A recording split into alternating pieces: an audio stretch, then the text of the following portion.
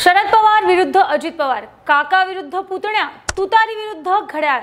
सध्या महाराष्ट्राच्या राजकारणात या चर्चांनी जोर धरलाय। काकांशी बंड करून पुतण्यानं थेट शत्रूशी हात मिळवला आणि आता मात्र याच पुतण्याचा बाजार कायमचा उठवण्यासाठी काकांनी सुद्धा आपला टप्प्यातील कार्यक्रम सुरू केलाय। लोकसभा निवडणुकीत दादा गटाला धोबी पछाड देत शरद पवारांनी आपली पॉवर दाखवून दिली आहे। आता विधानसभा निवडणुकीच्या तोंडावर भाजप आणि अजित पवार गटातील एकामागून एक नेत्यांना पुन्हा आपल्याकडे खेचत पवारांनी आपणच राष्ट्रवादी काँग्रेसचे बिग बॉस आहोत हे दाखवून दिले। ज्या ठिकाणी अजित पवारांचे विद्यमान आमदार आहेत त्या ठिकाणी नवा चेहरा समोर आणत आणि वेळ पडल्यास भाजपच्या नेत्याला पक्षात प्रवेश देत शरद पवारांनी अजितदादा विरोधात मोर्चे बांधणी सुरू केली आहे। शरद पवारांच्या या तिरक्या चालीनं अजित पवारांचं टेन्शन आता चांगलंच वाढलंय। 40 आमदारांना सोबत घेऊन आपल्या काकांचा पक्ष फोडला खरा, पण आता आहेत त्या जागा तरी कायम ठेवता येतील का हा प्रश्न दादांपुढे निर्माण झालाय। तर आज आपण बघणार आहोत तसेच 5 हाय व्होल्टेज मतदारसंघ ज्या ठिकाणी घड्याळ विरुद्ध तुतारी अशी लढत संपूर्ण महाराष्ट्रात चांगलीच गाजणार आहे। तर हे मतदारसंघ कोणते आहेत, त्या ठिकाणी कोणाची ताकद जास्त आहे, खरी राष्ट्रवादी कोणाची आहे हे सांगणाऱ्या या मतदारसंघातील ग्राउंड परिस्थिती नेमकी काय आहे याचंच केलेलं हे पॉलिटिकल डिकोडिंग। हॅलो हाय, मी पद्मजा आणि तुम्ही पाहताय हॅलो महाराष्ट्र। घड्याळ विरुद्ध तुतारी सामना होणार असा पहिला मतदारसंघ म्हणजे बारामती। पवार घराण्याची राजकारणाची पंढरी असलेल्या बारामतीत आतापर्यंत पवार एके पवार असं चित्र बघायला मिळत होतं। मात्र आता राष्ट्रवादीमध्येच 2 गट पडल्यानं दोन्ही पवारांची ताकद सुद्धा विभागली गेली आहे। घड्याळ विरुद्ध तुतारी अशी लढत लोकसभा निवडणुकीत बारामतीकरांनी अनुभवली, त्यामुळे सुनेत्रा पवारांना पराभवाचं पाणी पाजून शरद पवारांनी आपणच बारामतीचे किंग असल्याचं दाखवून दिलंय। आता ज्या अजितदादांनी राष्ट्रवादीत फूट पाडली त्याच अजित पवारांच्या राजकारणाला ब्रेक लावण्याचं काम बारामतीतून करण्याचा मास्टर प्लॅन शरद पवारांनी आखलाय।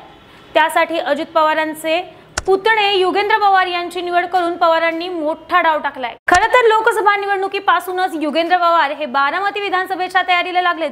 सुप्रिया सुळेंसाठी जीवाचं रान करत त्यांनी प्रचार केला। या निमित्तानं त्यांनी मतदारसंघात स्वतःची राजकीय ताकद ही चांगलीच वाढवली आहे। एकट्या बारामती विधानसभा अंतर्गत तब्बल 40,000हून अधिक लीड सुप्रिया सुळेंना मिळालं, त्यात युगेंद्र पवारांचा सुद्धा मोठा वाटा राहिलाय। तेव्हापासूनच ते विधानसभा लढवतील अशा चर्चांनी इथं जोर धरलाय। युगेंद्र पवार यांनी काही दिवसांपूर्वी बारामती तालुक्यात स्वाभिमान यात्रा सुद्धा काढली। ही यात्रा म्हणजे थेट विधानसभा निवडणूक लढवण्याचे स्पष्ट संकेत आहेत असं इथं बोललं जातंय। त्यामुळे बारामतीत अजित पवार विरुद्ध युगेंद्र पवार अशा थेट लढतीकडे संपूर्ण महाराष्ट्राचं लक्ष असेल। युगेंद्र पवार यांच्या रूपानं अजित पवारांना प्रथमच बारामतीतून तगडं आव्हान मिळालंय। घड्याळ विरुद्ध तुतारी असा सामना रंगेल असा दुसरा मतदारसंघ म्हणजे कागल। कोल्हापूर जिल्ह्याचे राजकीय विद्यापीठ म्हणून ओळखल्या जाणाऱ्या कागल विधानसभा मतदारसंघात हसन मुश्रीफ हे सलग 5 टर्म आमदार राहिलेत। कागल म्हटलं की हसन मुश्रीफ असंच समीकरण आजपर्यंत पाहायला मिळालंय। मात्र अजित पवारांच्या बंडाला साथ देत मुश्रीफ यांनी शरद पवारांना धोका दिल्यानंतर पवारांनी मुश्रीफ यांना पाडण्यासाठी मोठा डाव टाकलाय। भाजपच्या समर्जित घाडगेंच्या हाती तुतारी देऊन पवारांनी मुश्रीफ यांच्या राजकारणाला कागलमध्येच थांबवण्याचा प्लॅन आखलाय।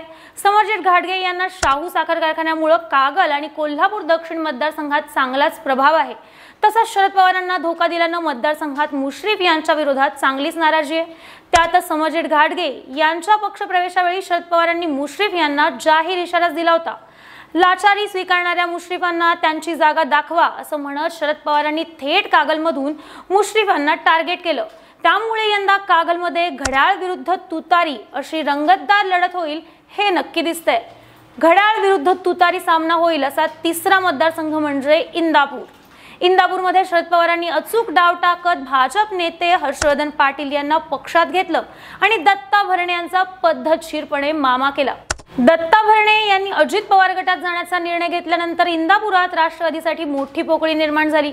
मात्र शरद पवारांनी अगदी मोक्याच्या क्षणी हर्षवर्धन पाटलांसारख्या मातब्बर नेत्याला पक्षात खेचून दत्ता भरणे यांना मोठं आव्हान दिलंय। इंदापूरच्या राजकारणाचा गाढा अभ्यास, मतदारसंघात रुजवलेला सहकार, जिल्हा सहकारी बँक, बाजार समिती, नगरपालिका इत्यादी स्थानिक स्वराज्य संस्थांमध्ये चांगली पकड, कार्यकर्त्यांची मजबूत फळी आणि सहानुभूती ही हर्षवर्धन पाटील यांच्या जमेच्या बाजू आहेत आणि याचा फटका दत्ता भरणे यांना विधानसभेत नक्की बसेल असं देखील बोललं जातंय।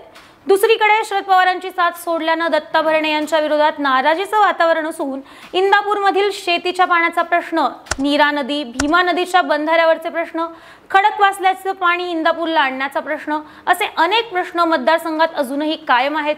धनगर आरक्षणाचा प्रश्न सुद्धा दत्ता भरणे यांच्यासाठी इथं अडचणीचा ठरेल असं म्हटलं जात आहे।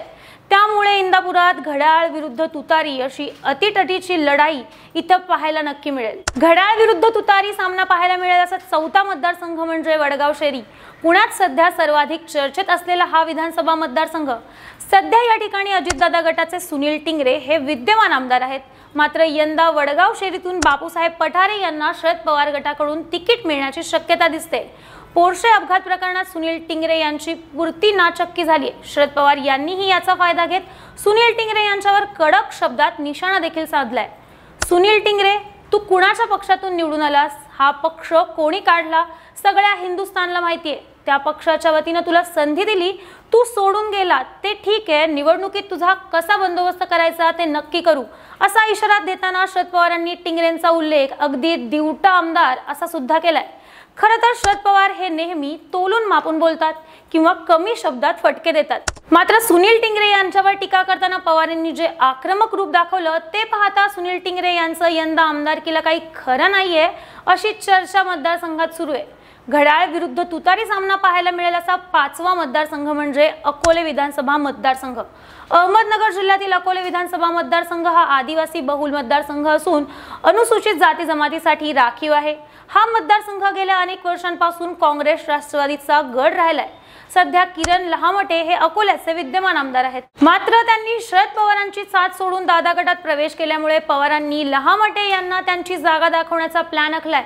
त्यासाठी शरद पवार गटाकडून स्वर्गीय अशोक भांगरे यांचे पुत्र अमित भांगरे यांचं तिकीट जवळपास निश्चित मानलं जात आहे। गेल्या महिन्याभरापूर्वी शरद पवारांनी अकोल्यात येऊन अमित भांगरे यांच्या पाठीशी उभं राहण्याचं आवाहन देखील केलं होतं। ज्याला बसायचं कुठं हे कळत नाही त्याला आता योग्य ठिकाणी बसवायचंय असं म्हणत शरद पवारांनी जाहीर सभेत किरण लहामटे यांना इशारा दिला होता। त्यामुळे अकोल्यात घड्याळ विरुद्ध तुतारी ही लढत रंगतदार होईल हे नक्की दिसतंय। बाकी या सगळ्याबद्दल तुम्हाला काय वाटतं? घड्याळ विरुद्ध तुतारी लढतीत कोण बाजी मारेल? अजित पवार की शरद पवार? राष्ट्रवादी काँग्रेसचा खरा बॉस कोण आहे?